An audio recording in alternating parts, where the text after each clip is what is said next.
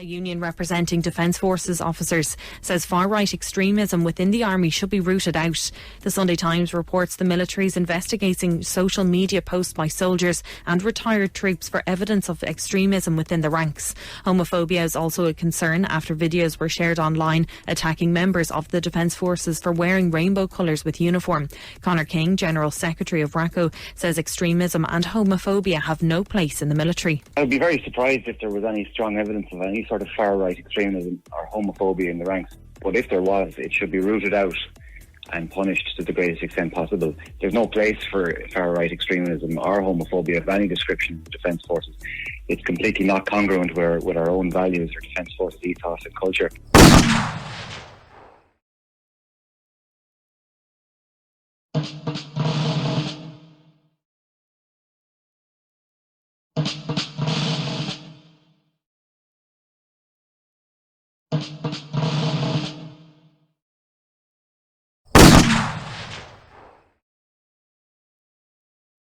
I now wish to address the problem of recruitment and retention, and how it is impacting not only the Defence Forces, but the people the organisation is supposed to protect.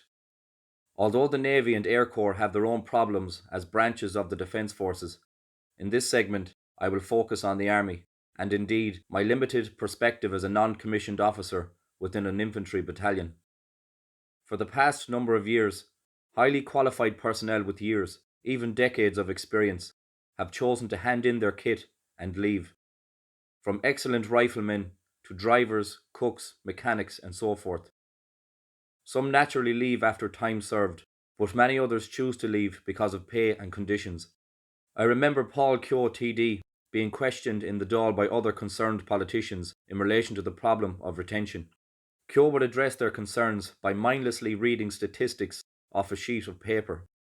If the organisation lost 10 personnel one day through discharge, it gained 10 personnel by recruitment, as if it was a like-for-like transaction, and it quite simply isn't the case. But in order to replenish the ranks from soldiers lost, new soldiers must be recruited and trained, and I will express my thoughts on this process in the following way. It is obvious to any seasoned military instructor that a significant drop in standards has been set for new recruits. Whether or not this drop in standards is calculated, I will let you decide, but a large cohort of new personnel who struggle with even the most basic military skills have been allowed to slip through the cracks and make up the numbers, giving the illusion of a stronger defence force, at least on paper for a politician to refer to while being questioned in the Dáil. I have trained several platoons in my time, and while the majority of those I have had the privilege to train have been excellent soldiers, there is a growing number of those who have no business wearing the uniform, and in fact, many of them genuinely struggle to dress themselves in said uniform, so lacking are they in ability, and I am being deadly serious. Before I continue, I wish to make the following absolutely clear. I don't blame any recruit or any instructor for the problems I am outlining. I have nothing but respect and admiration for any person who comes through the gates in pursuit of their goal of being a soldier, regardless of how successful that journey may be. The army is not for everyone. It is a dangerous job which requires a high level of competence, and those who do not possess the skills necessary should be let go.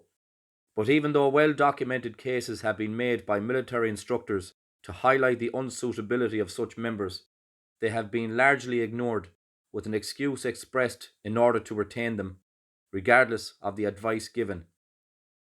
I also believe the various unit commanders who parrot such excuses do so as not to displease their superiors, people like the Chief of Staff and indeed the Minister for Defence.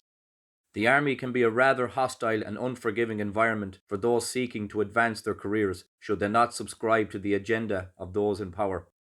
I say such things because I believe there is a certain amount of coercion at play to force compliance. But let me continue with my thoughts. This substantial cohort of suboptimal soldiers not only struggle to dress themselves, but require intense levels of micromanagement from the more competent, so they cannot be a danger to themselves and others. From basic soldiering skills to safe weapons handling, with every platoon trained, there is an increasing number of recruits who struggle with the basic skills one must put into practice in order to survive the elements, and such personnel demand constant supervision. To make matters worse, due to the COVID-19 hysteria which has gripped the Western world, the Defence Forces are now only interested in hiring members of the public who have either taken the vaccine or will take it when they join the organisation. I am aware of a recent case where two young recruits applied for their discharge once they had learned that it is mandatory to take the COVID-19 vaccine. Their ambitions of serving their country shattered.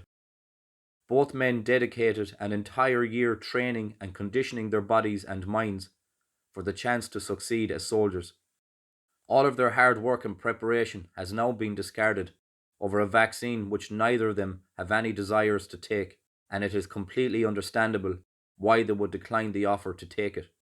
Such policies not only rob young patriots of the chance of wearing the uniform of a soldier, but also serves to shrink the pool of talented men and women who are eligible to join the organisation, and in my experience, talent within the ranks becomes a rare and valuable commodity with each passing year. Other issues such as discipline and a sheer lack of motivation to perform are also prominent amongst this ever-growing group of soldiers. It is also fair to assume, based on viewing the social media pages of many of this particular group, that to them, the uniform itself is just a tool to achieve popularity, and not something that represents Ireland and her values.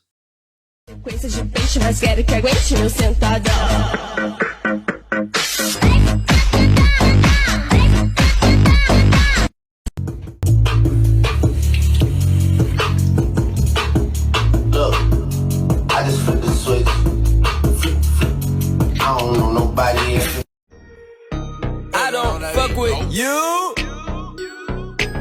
You little stupid ass bitch, I ain't fucking with.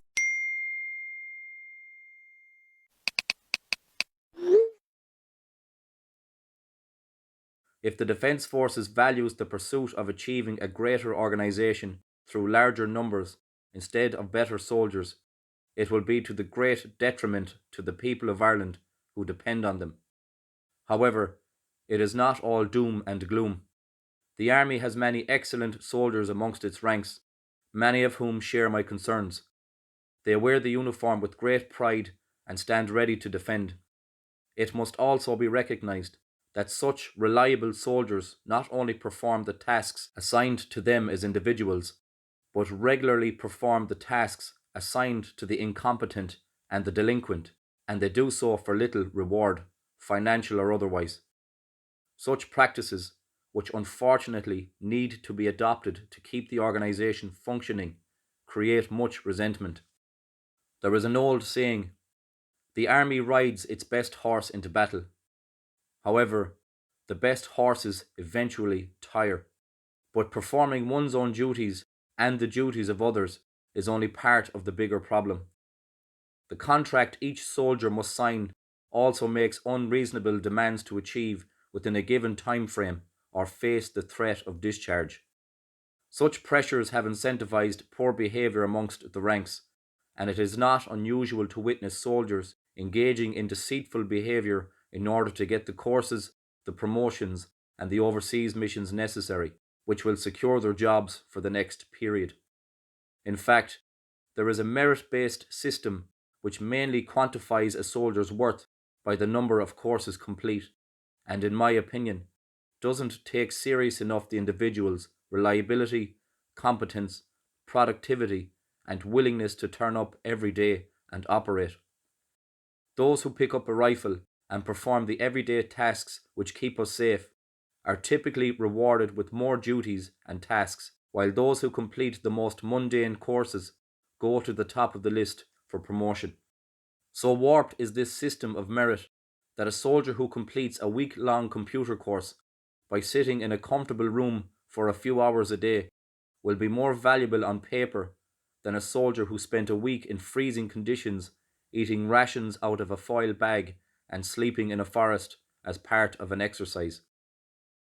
Any of my efforts to rationalise such an idiotic system only lead me to believe that those in power are either genuinely incompetent or quite simply don't care. At this stage, I do not wish to expand any further on the inadequacies of the contract, only to say that it is broken, and I wish to conclude this segment in the following way. The dangerous and the delinquent, through their inability or indeed unwillingness to perform their own work, is encouraging good soldiers to leave. The contract, which has created a hostile environment and incentivizes poor behaviour, is encouraging good soldiers to leave. The so-called merit-based system, which quantifies a soldier's value, is encouraging good soldiers to leave. The many days, weeks and months spent away from the family and the abysmal financial rewards for doing so is encouraging good soldiers to leave. The Minister for Defence and the Chief of Staff, who seem to care not about those who sacrifice so much, should hang their heads in shame, as it is through their lack of good leadership that the organisation is so dysfunctional.